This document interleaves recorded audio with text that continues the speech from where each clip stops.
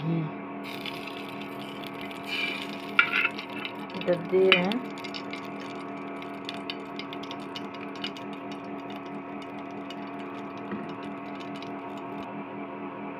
বাবুর জন্য সুজির হালুয়া বানাবো। যেভাবে একটু ভিন্নভাবে তো খাওয়াইতে হয়, এর মধ্যে ঘি খাওয়াইতে পারি না ভাত দিয়ে বা কোনো কিছু দিয়ে, আজকে সুজি দিয়ে দেখি খাই কিনা। একটু ভালোভাবে ভেজে নিব, লাল হওয়া পর্যন্ত ভেজে নিতে হবে। লাল হয়ে গেছে, এখন আমি এখানে পানি আর চিনি অ্যাড করবো। যেহেতু 2 বছর হয় না, সেই একটু দুধ দেওয়া চলবে না।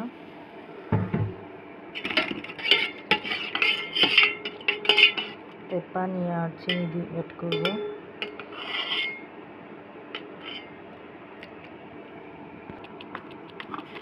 দিয়ে দিচ্ছি পরিমাণ মতো চিনি, কতটুকু মিষ্টি বাচ্চা খাওয়ানো যাবে সেই পরিমাণে।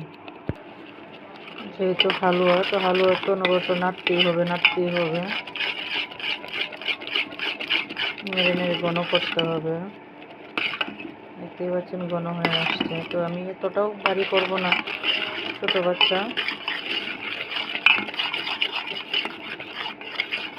একটু ঢেলা রাখবো। সবসময় তো সেদ্ধ করে খাওয়াই, তো আজকে একটু ঘি দিয়ে ভেজে রান্না করলাম এটাই হালুয়া।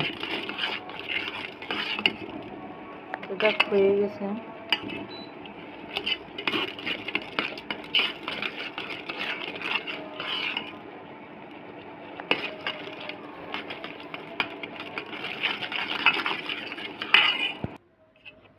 লাইক, কমেন্ট এবং শেয়ার করে দিবেন প্লিজ।